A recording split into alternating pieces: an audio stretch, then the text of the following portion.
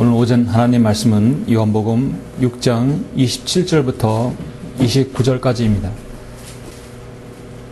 요한복음 6장 27절로 29절 봉독해 올리겠습니다. 썩는 음식을 위하여 일하지 말고 영생에 이르는 음식을 위하여 일하라. 인자가 너희에게 그것을 주리니 이는 아버지 하나님께서 그를 인치셨기 때문이라고 하시니라. 그들이 주께 말씀드리기를 우리가 하나님의 일들을 하려면 무엇을 해야 되리까? 라고 하니 예수께서 대답하여 그들에게 말씀하시기를 이것이 하나님의 일이니 즉 그분이 보내신 일을 너희가 믿는 것이라고 하시니라. 아멘. 우리가 하나님의 일들을 하려면 무엇을 해야 되니까? 주님의 답변은 크게 두 가지인데 첫 번째는 이것이 하나님의 일이니 즉 그분이 보내신 일을 너희가 믿는 것이라 하겠고요. 또 하나는 썩는 음식을 위하여 일하지 말고 영생에 이르는 음식을 위하여 일하라 하는 것입니다. 오늘 오전 설교는 사람의 일과 하나님의 일이라는 제목으로 설교하고자 합니다. 사람의 일과 하나님의 일. 요즘처럼 세상을 살아가기 힘든 때는 없어 보입니다. 참으로 어려운 경제적 여건 속에서 우리는 지금 살고 있습니다.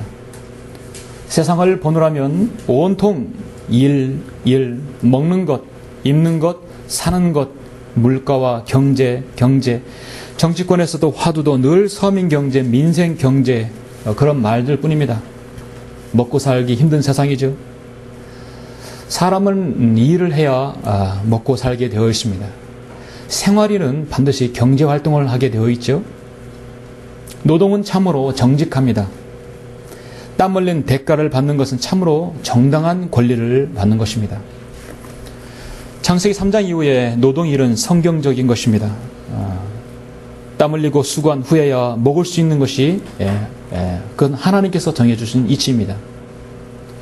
우리는 성경을 통해서 우리는 일을 해야 한다고 분명히 알고 있습니다. 말씀드렸듯이 창세기 3장 16, 17절의 말씀처럼 우린 범죄의 결과로 인해서 땀을 흘려야 먹을 수 있고 여인은 해산하는 고통이 있어야 자녀를 낳을 수 있다고 말씀하셨습니다. 일은요 하나님의 명령입니다. 또 우리는 내일을 대비해야 하기 때문에 일해야 합니다. 수고에 따른 삭을 받기 위해서 손이 수고한 대로 먹을 수 있기 때문에 우리는 또 일해야 합니다.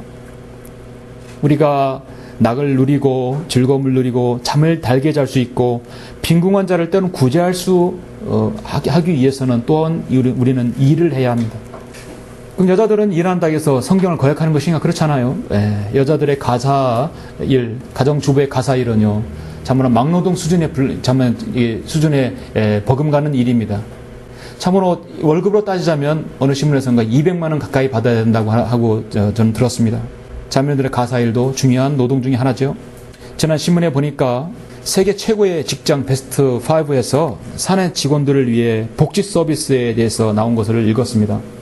정말 세계 최고의 기업, 대표적으로 구글과 애플 같은 그런 5개의 회사에서는 과연 직원들에 대해서 어떤 복지 혜택을 주는가 신문에서 크게 나왔길래 제가 보았죠. 그들은 이 회사에 출근하면 반경 45m 내에 비치해둔 최고 좋은 유기농 원료로 만든 간식들을 무료로 언제든 먹을 수 있고 무료로 머리에 미장원을 또 이발해서 무료로 깎을 수 있고 또 옷을 드라이닝 클리닝을 무료로 해주고 또 직원들의 성향에 따라서 승마나 테니스나 골프를 즐길 수 있게 해주고 주말에는 바다 낚시를 즐길 수 있도록 해주고 남자도 출산 휴가를 12주 준다고 합니다. 12주면 3달을 준다는 것이에요. 아내가 아이를 낳으면 3달 동안 휴가를 주는 것이에요. 유급 휴가를 줍니다. 만약에 아프면 병원에서 무제한으로 병가를 내어준다고 합니다. 아무튼 세계 최고의 기업은 최고의 서비스, 복지를 혜택을 주는 것 같습니다. 그런 복지 서비스 혜택을 주기 위해 회사도 이 직원을 자신들의 매출 향상에서 극대화를 이루기 때문에 아주 유능한 직원을 뽑겠죠. 그래서 한 직원을 뽑는데 최소한 100시간 이상을 테스트를 한다는 것입니다. 저 며칠 동안을 테스트한다는 것이죠. 한 번에 면접을 본다는 것이 아닙니다.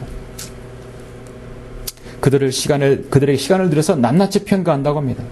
그만큼 그들이 가치 있도록 하기 위함인 것입니다. 오늘날 세상과 기업은요, 더 많은 인재를, 더 많은 훌륭한 인재를 필요로 하고 있습니다. 끊임없이 연구하고 매진하고 노력해서 계속해서 좋은 실적을 내야 하기 때문입니다. 정말 그들의 삶은 쉼이 없습니다. 정말 전쟁입니다. 미래도 인간의 사회 이후에도 무엇이 있는지는 그들은 관심이 별로 없습니다. 오직 현실, 매출, 그들의 주가들 관심이 있는 것일 겁니다. 세상과 기업들은 오직 그런 사람들을 계속 찍어내고 요구할 뿐입니다. 이게 바로 세상입니다.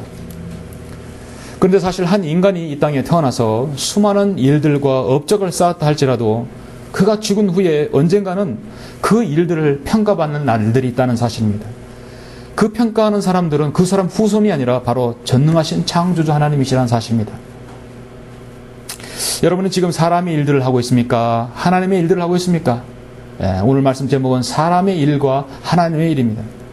노동과 일은 정당하고 순수하지요. 정직하지만 기왕이면 여러분이 이 땅에 한번 태어난 이상 하나님께 기억되고 영원히 남는 일을 해야 하지 않을까요? 오늘 오전에 우리는 잠시 우리가 하고 있는 일들, 여러분이 하고 있는 일들이 정말 나 자신의 이익을 위해서 추구하고 있는지, 아니면 정말 영원한 가치를 두고 있는 것인지 한번 우리 돌아보고자 합니다. 우리가 꼭 기억해야 할 것은 하나님께서는 인간의 노동을 통해서 그 일을 하신다는 것이죠. 오늘 본문 요한복음 6장에서는 사람의 생활수단 중에서 가장 중요한 것이 나옵니다. 바로 먹는 겁니다. 창세기 3장에서 사탄은 사람의 먹는 것으로 인해서 유혹했고 그리고 그걸로 인해서 인류에게 죄가 들어왔습니다. 먹는 건 너무너무 중요합니다. 어떻게 보면 먹는 것 때문에 일한다고 할 수 있죠. 바로 오병의 기적이 나오는 장이 바로 요한복음 6장입니다. 결코 어려운 교리적 내용이 아니에요. 중요한 것은 그러한 사실을 오병이에요. 정말 누고기 2마리와 보리빵 5개로 5,000명 이상을 먹였다는 것인가? 양심의 가책을 받아 사람들이 내놓은 것이고 그만큼 먹였던 것인가? 하나님께서 그렇게 이루어 놓으신 것인가? 그건 믿음의 문제입니다. 오늘 본문의 사람의 일과 본문에서는 하나님의 일들을 우리가 구별할 수 있을 것입니다. 문맥을 위해서 요한복음 6장의 상황을 잠시 한번 보죠.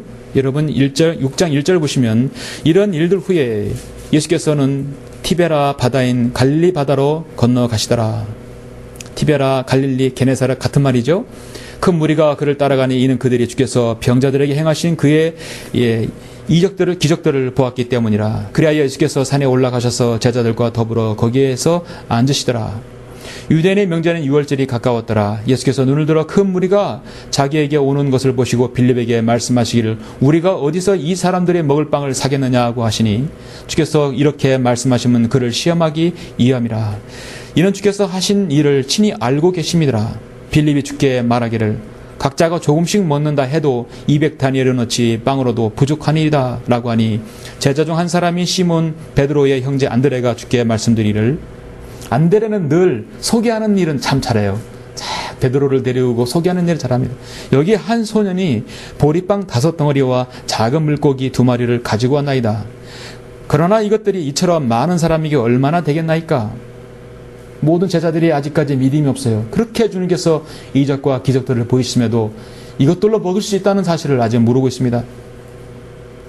11절은 예수께서 빵을 가지고 감사드린 후 제자들에게 나눠주시니 제자들이 앉아있는 사람들에게 나눠주더라. 또 물고기도 같은 방법으로 그들이 원하는 만큼 나눠주더라. 13절 보시면 그리하여 그들이 한데 모으니 자 보리빵 5덩어리로 먹고 남은 조각들이 12광지를 채우더라.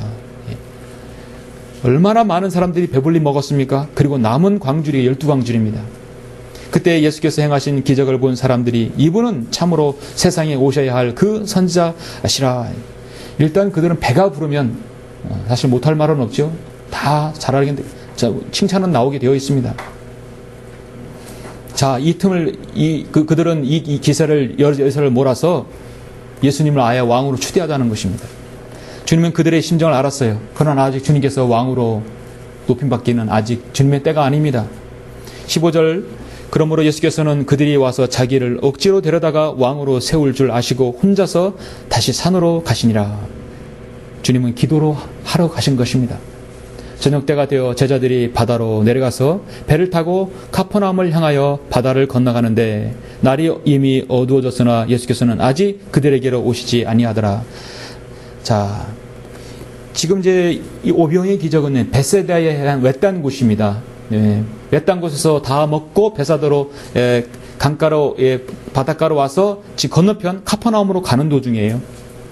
근데 주님은 같이 배를 타고 가지 않았습니다. 제자들을 먼저 보냈어요. 건너편 카퍼나움으로 향하여 바다를 건너가는데 날이 이미 어두워졌으나 예수께서는 아직 그들에게 오시지 아니하더라. 주님은 지금 기도하러 다시 벳사도 산으로 올라가신 겁니다. 바다에 강풍이 불물어 파도가 일더라. 그때 그들이 노를 저어 25 내지 30 스타디온쯤 갔을 때 예수께서 바다 위로 걸어서 배로 오시는 것을 보고 두려워하더라. 그러나 주께서 말씀하시를 나니 두려워 말라고 하시더라. 주님은 그들에게 다른 방법으로 지금 건너가시는 겁니다. 21절 그때 그들이 주를 기꺼이 배 안으로 영접하니 배가 곧 그들이 가려던 땅에 닿았더라. 주님께서 배 타시자마자 배는요 모다도 없었고 동력도 없었습니다. 엔진도 없었어요. 그대로 쫙 간 거예요. 참으로 여러분 여기에서 하나님의 일들이 나오는 것이죠. 하나님께서는 때론 초자연적으로 이렇게 역사하는 것입니다. 허분자처럼 이렇게 막 축지법 쓰는 게 아니에요. 하나님께서는 자신의 능력으로 하는 것입니다. 자, 이제 본문에 보시면 22절 보시면 그 다음 날 바다 건너편이 베사다입니다. 서 있던 무리가 제자들이 탔던 배 한 척 외에는 다른 배가 없었던 것과 또 예수께서 제자들과 함께 그 배로 가시지 않고 제자들만 떠난 것을 보았는데 그럼에도 불구하고 다른 배들이 티베라로부터 주께서 감사드린 후 그들이 빵을 먹었던 곳으로 가까이 온지라. 그러므로 무리가 예수나 제자들이 그곳에 없는 것을 보고 그들도 배를 타고 예수를 찾으러 카퍼나움으로 갔더라. 그들이 바다 건너편 카퍼나움입니다. 에서 주를 만나 말씀드리기를 라삐여 언제 여기에 오셨나이까 라고 하니 주님은 이미 제자로 같이 왔죠. 예수께서 그들에게 대답하여 말씀하시기를 진실로 진실로 내가 너에게 말하노니 너희가 나를 찾는 것은 기적으로 보았기 때문이 아니라 빵을 먹고 배부른 까닭이라. 주님은 그들의 의도와 그들의 어떤 마음들을 이미 다 읽으셨습니다. 그리고 오늘 본문이 시작됩니다. 주님은 말씀하시기를 썩는 음식을 위하여 일하지 말고 영생에 이르는 음식을 위하여 일하라. 인자가 너희에게 그것을 주리니 이는 아버지 하나님께서 그를 인치셨기 때문이라고 하시더라. 마치 이 말씀은요 28절의 질문에 대한 대답과 같습니다. 그들이 주께 말씀드리기를 우리가 하나님의 일들을 하려면 무엇을 해야 되리까 했을 때 주님은 썩는 음식을 위하여 일하지 말고 영생에 이르는 음식을 위하여 일하라 하는 것입니다. 또 두 번째 주의 말씀은 29절에서 예수께서 대답하여 그들에게 말씀하시기를 이것이 하나님의 일이니 뭐냐 즉 그분이 보내신 일을 너희가 믿는 것이라고 하시니라. 여러분 예수 그리스도를 믿으시죠? 여러분 하나님의 일을 첫 번째로 제대로 하고 계신 것입니다. 우리는 기왕 태어나면 영원히 기억될 하나님 앞에 만왕의 왕으로서 예수 그리스도 앞에서 우리가 그분 앞에 섰을 때 상급을 받고 기억될 만한 일을 해야 하는 것이 가치 있는 인생일 것입니다. 새해가 시작된 지 20여일이 지났습니다. 내일이면 또 다른 새해가 옵니다. 우리는 두 번의 새해를 맞이하죠. 여러분의 계획들, 여러분 하고 있는 기도들 꾸준히 하고 계십니까? 밥 존스 목사님은 그리스도인이 어떤 가치관을 가지고 살아야 할 것인가에 대해서 이렇게 말씀했는데요. 그리스도인의 인생관은 자기를 부인하고 자기를 절제하는 것이지만 사탄의 인생관은 자기 좋을 대로 행하고 자기 자신의 삶을 살라는 것이다. 한마디로 네 마음대로 살아라 하는 사탄의 인생관입니다. 그러나 이 그리스도 인생관은 자기를 절제하고 자기를 부인하고 그리스도를 따르는 삶이라는 것입니다. 사탄은 에덴 동산에서 이브에게 정말로 하나님께서 말씀하셨냐고 말씀에 대한 의문을 가했어요. 그리고 이브는 그대로 속았습니다. 죽지 않을 것이라고 했고 모든 것이 잘 될 테니 금지된 열매를 먹으라고 해서 이브는 먹었고 또 남편에게도 주었죠. 이로써 온 인류에게 죄가 들어가게 되었습니다. 그 이후 인류는요 사탄의 인생관에 살게 되었어요. 마치 제사장행 17장 6절에서 나오는 사람마다 자기 눈에 오른 대로 행하더라. 자기 눈에 오른 대로 자신이 보는 것이 판단이 되는 거예요. 그것이 가치관이 되는 것입니다. 왜냐하면 사람들은 내 인생은 내 거니까. 오늘날 사람들은요 자기가 원하는 대로 살고 부추기라고 사탄은 그렇게 부추기고 있습니다. 이러한 인생관은 지금 2000년 전이나 4,000년 전이나 동일한 수법으로 사탄은 유혹하고 있습니다. 마지막 시대를 사는 이 시대에 우리 성경을 읽는 그리스도인들은, 우리 부모님들은요, 자식들에게 이 점을 잘 주시시켜야 합니다. 내 멋대로 사는 게 아니라 예수 그리스도를 따르는 삶, 그것이야말로 가장 가치 있는 생이라는 것입니다. 우리 주님께서는 오늘 말씀에 어떻게 생계를 유지하는가를 말씀하지 않으셨고, 어떻게 살아야 하는지를 가르쳤습니다. 무엇을 위해 사는 것이 바람직한 삶인가? 그것은 바로 영생을 위한, 영생에 이르는 음식을 위해서 사는 것입니다. 누구든지 나를 따라오려거든 자신을 부인하고 날마다 자기 십자가를 지고 나를 따르라. 누구든지 자기의 생명을 구하고자 하면 잃을 것이요, 누구든지 나를 위하여 자기 생명을 잃으면 구하리라 말씀하셨습니다. 하나님께서는 우리가 할 수 없는 일을 하라고 명령하지 않았습니다. 우리가 해야 할 일을 행하도록 은혜를 주시지 않으면서 주님께서 하라고 하지 않았습니다. 우리에게 여건을 주시고 은혜를 주셨기 때문에 우리는 어떤 일을 할 수 있습니다. 그리스도인의 인생관대로 자기를 부인하고 자기를 절제함으로 우리는 어느 시점에서도 반드시 우리는 간증을 드러내기를 원합니다. 오늘 중심이 되는 27절을 다시 한번 보시면, 썩는 음식을 위하여 일하지 말고 영생에 이르는 음식을 위하여 일하라. 저는 이 말씀을 읽을 때마다 내가 무엇을 위해서 살아야 되는지, 이것은 비단 목회자만의 말씀이 아닐 것입니다. 영생에 이르는 음식을 위하여 일하는 건 당연히 목회자의 삶이죠. 그러나 우리 모든 그리스도인들도 썩는 음식을 위하여 일하는 것이 아닙니다. 성경은 사람의 일들과 하나님의 일들을 어떻게 구분하고 있습니까? 저는 오늘 이 두 가지에 대해서 잠시 설교하고자 하는 것입니다. 첫 번째, 사람의 일들은 어떤 일들입니까? 사람의 일들은 바로 썩는 음식을 위하여 하는 일들입니다. 시간이 지나면요, 아무것도 남지 않는 일들이 바로 썩는 음식을 위하여 하는 일들입니다. 예수님께서는 썩는 음식을 위하여 일하지 말라고 분명히 말씀하셨습니다. 우리 스스로 한번 평가해 보길 원합니다. 연말 연시가 되면 기업들은 순이익과 손실에 대해서 신문지상을 통해 어느 정도 알려주고 또 우리는 알 수 있습니다. 어떤 기업은 몇 천억이 순이익을 냈고 어떤 기업은 몇 조 원. 참으로 요즘에는 돈 버는 데는 엄청난 자본력과 인프라와 조직력과 그리고 확실하고 안정된 유통망을 가지고 있는 대기업밖에 없는 것 같습니다. 병원에 가면, 종합병원에 가면 사람들은 미어 터져요. 병실이 없어요. 빈 병실이 없을 정도로 사람들이 누워있어요. 종합병원하고 대기업은 확실하게 돈 버는 것 같습니다. 막강한 자본력이 있기 때문에 이익을 남길 수 있는 시대입니다. 오늘날 시장 경제의 원리라 우리는 어쩔 수 없어요. 그러나 서민들의 눈살을 찌푸리게 하는 행태들이 있습니다. 그건 뭐냐면 재벌 2, 3세들이 돈 되는 그 무엇이든 간에 서민들의 간식거리까지 유통망에 손을 댄다는 사실이죠. 태어날 때부터 은수저를 물고 태어난 그들은 지금 기업의 윤리를 상실한 채 돈을 벌고 있는 자들이 있습니다. 그들은 친인척 대기업이 가지고 있는 확실한 그 유통망을 이용해서 일반 중소기업과 서민들이 먹고 살아야 할 그 품목까지도 지금 다 장악하고 있어요. 중소기업들이 대형마트나 유통매장에 한번 들어가려면 얼마나 힘듭니까? 하늘의 별 따기입니다. 들어가도 온갖 수모와 수수료를 띄우고 나머지는 별로 없어요. 그런 구조 가운데서 지금 중소기업이 살아가고 있는 것이에요. 대기업들은 그들에게 또한 특혜와 일감을 몰아주므로써 한마디로 자급자족하는 겁니다.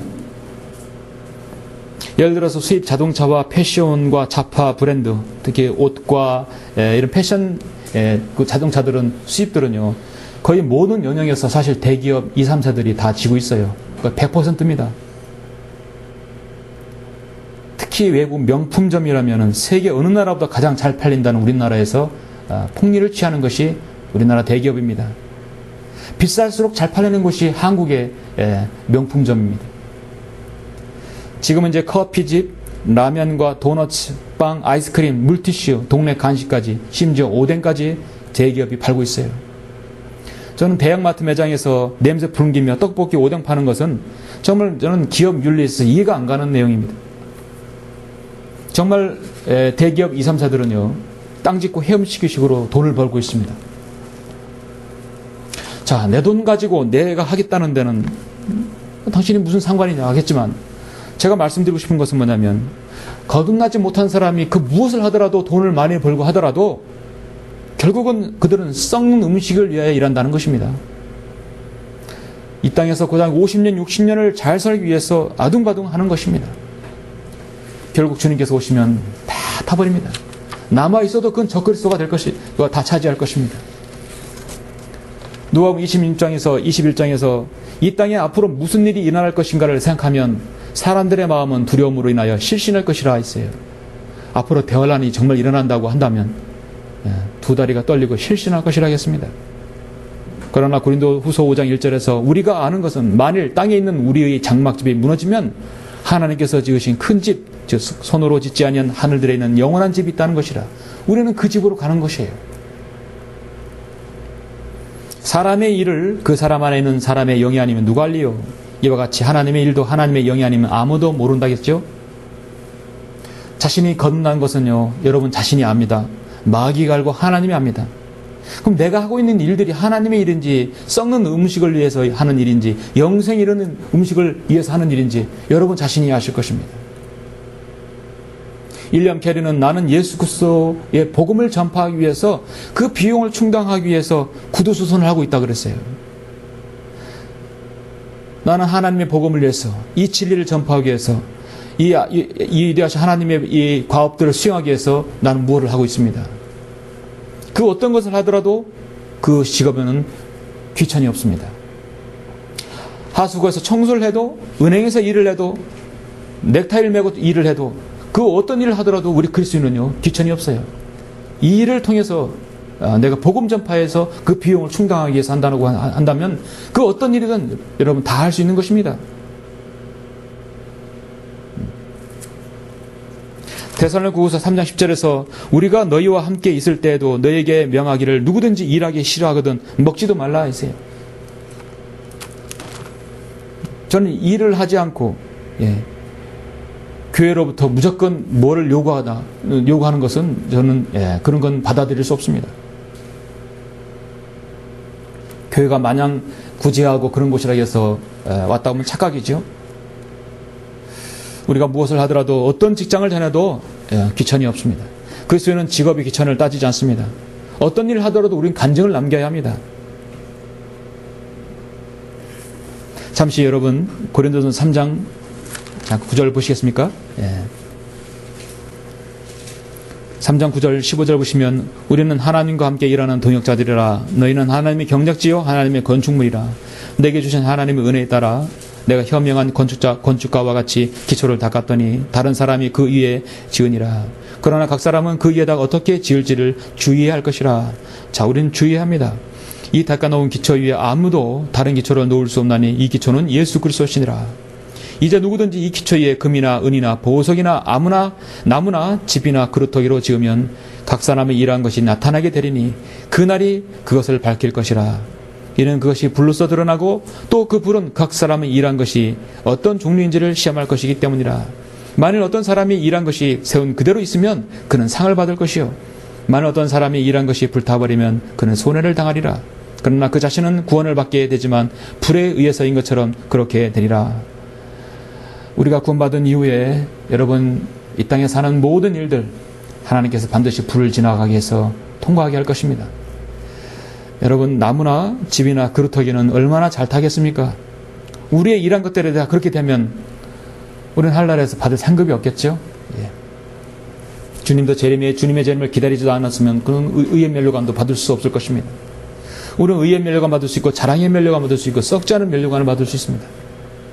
이 시대는 순교의 시대가 아니기 때문에 세 가지 멸류관은 적어도 받을 수 있습니다. 세상적인 재물은 불확실한 이안이요 확실한 근심이라고 조지 물러가 말했지요.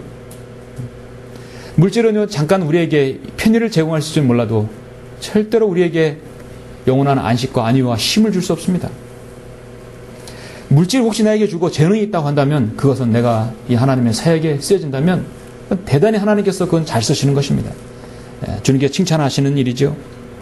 오늘날 세상에 이루어지는 기업과 세상의 모든 일들 결국은 주님께서 말씀하신 것입니다. 썩는 음식을 위하여 일하는 것들입니다. 두 번째는 하나님의 일들은 어떤 일입니까? 그러면 그것은 영생에 이르는 음식을 위하여 하는 일들입니다. 27절 말씀하죠.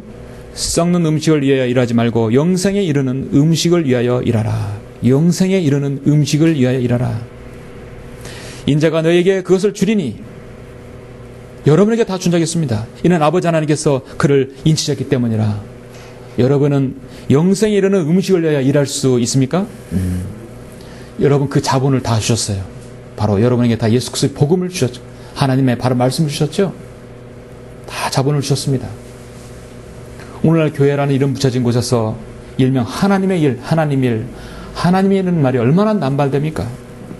한국 기독교 총회와 이원회, 교단들 수없이 많은 5만 곳이 있습니다. 교회 사역자라는 사람들이 사회적 범죄자로 주목받는 시대입니다. 가끔씩 간음과 교회의 거한금 횡령을 하고 목사 세습을 하고 투기하고 사기 뿐만 아니라 간음까지도 해서 성폭행까지 해서 목사들의 이름이 세상에 신문세상에 오르내리고 있습니다. 생각만 해도 소름 끼치는 일입니다.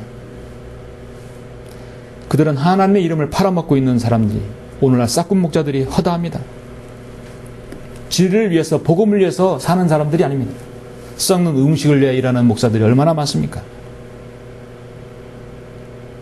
최근에는 교인들이 낸 헌금과 교회 자산을 20억을 넘게 개인 용도로 쓴 목사가 또 간음과 또 횡령으로 재판에 넘겨졌다는 그런 언론 보도도 있었죠.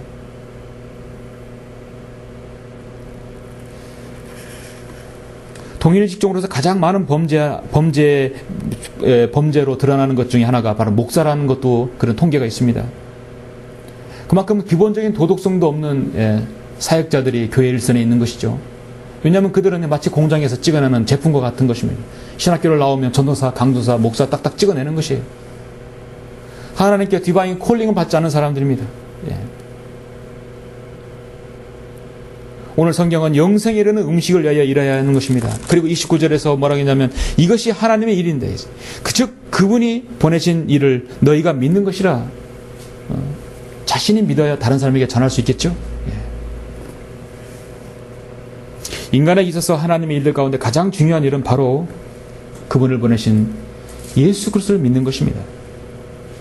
사랑의 하나님이 어떻게 사람들을 지옥에 보낼 수 있느냐 그런 질문을 가끔 합니다.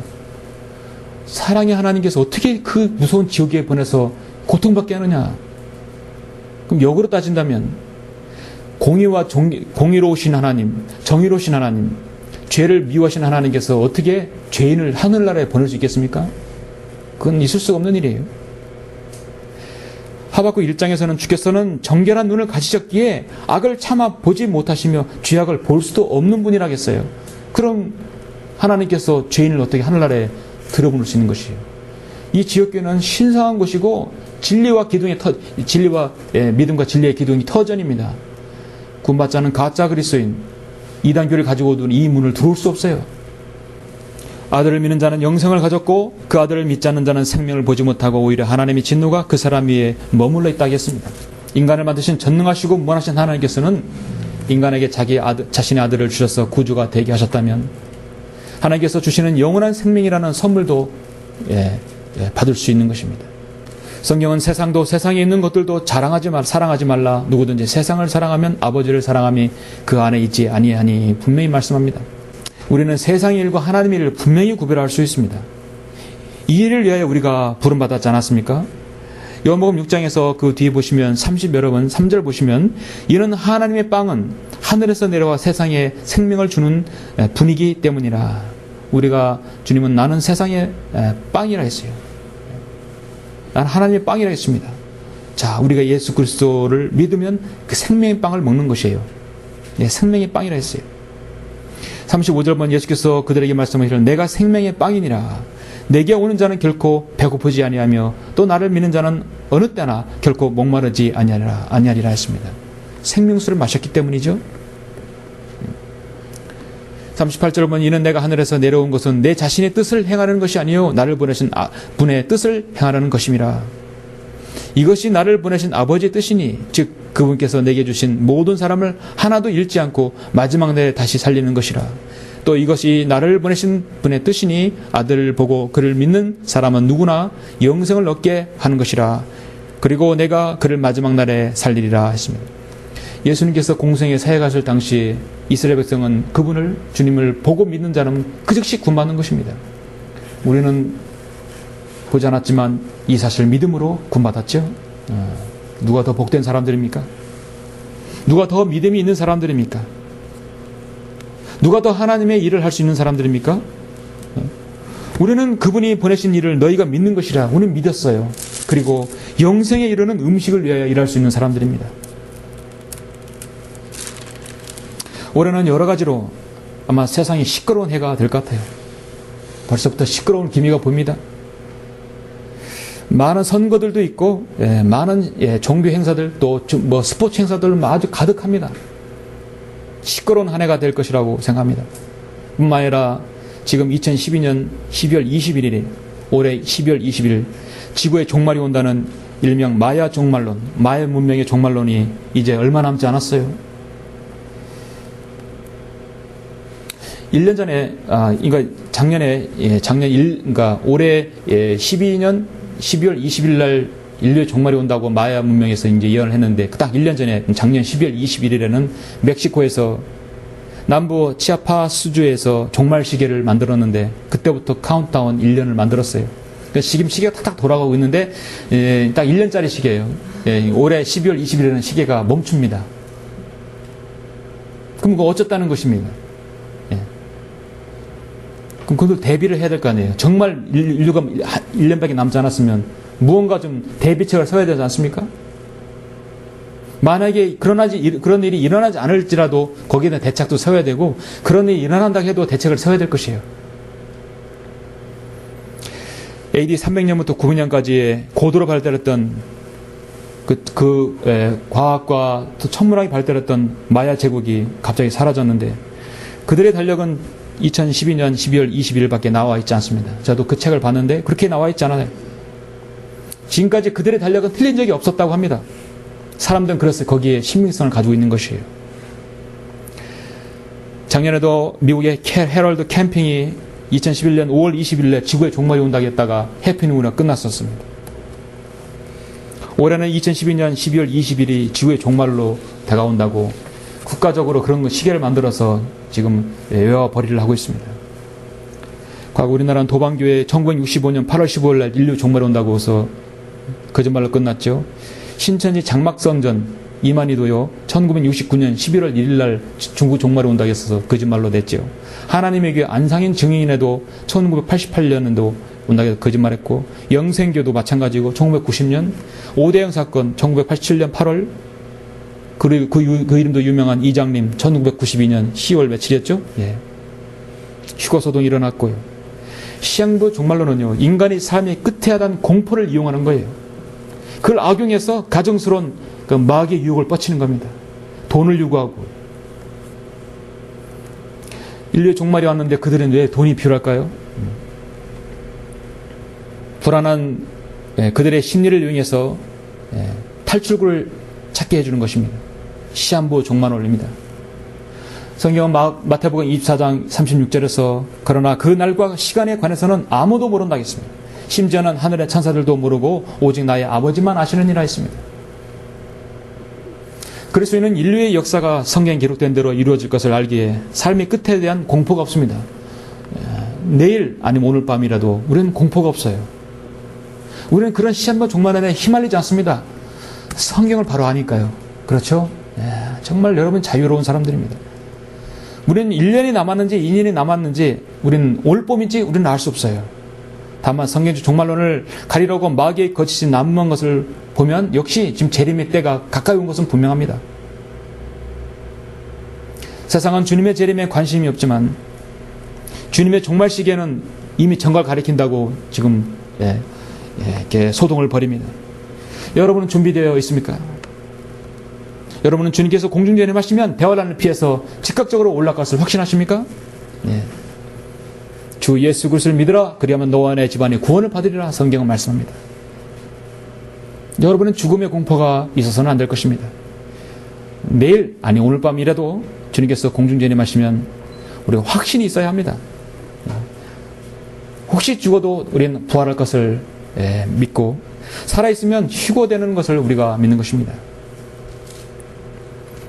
자, 여러분의 죽음은 육체를 떠나 주님께로 가기 위한 통로에 불과한 것입니다. 혹시 죽는다 하더라도 그건 잠시 잠깐에 잠든 것입니다.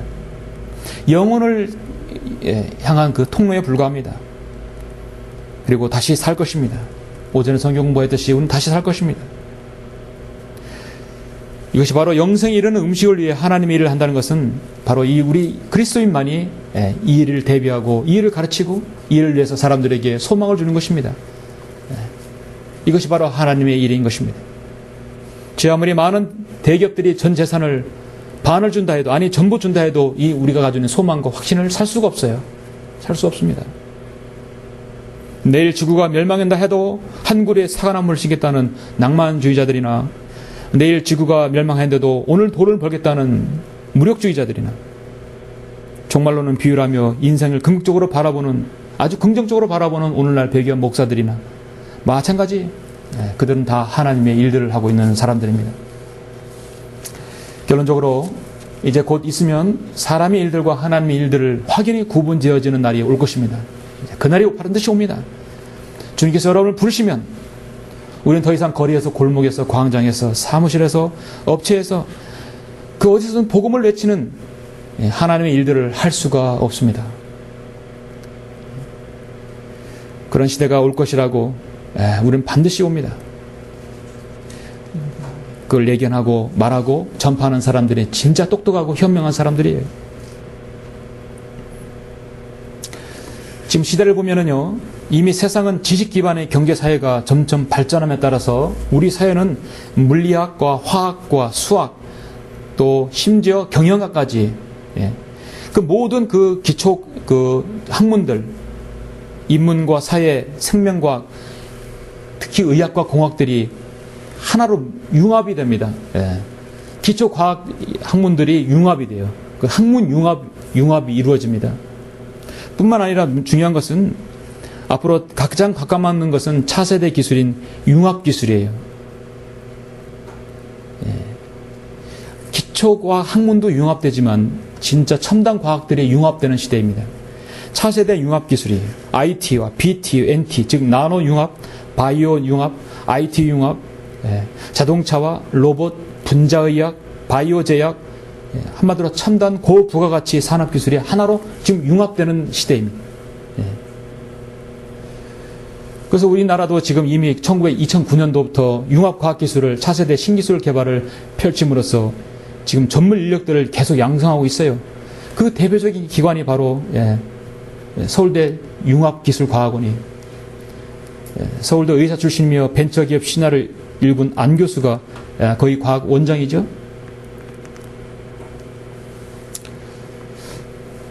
안철수 같은 교수는요, 분명 우리나라 인재입니다.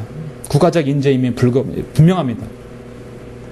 저는 그가 정치를 하든 안 하든 간에 제가 참견할 일이 아니지만, 분명한 것은 그와 같은 뛰어난 사람들이 계속 모여서 융합 과학 기술들을 발전시키고 있다는 사실이에요. 앞선 기술이죠.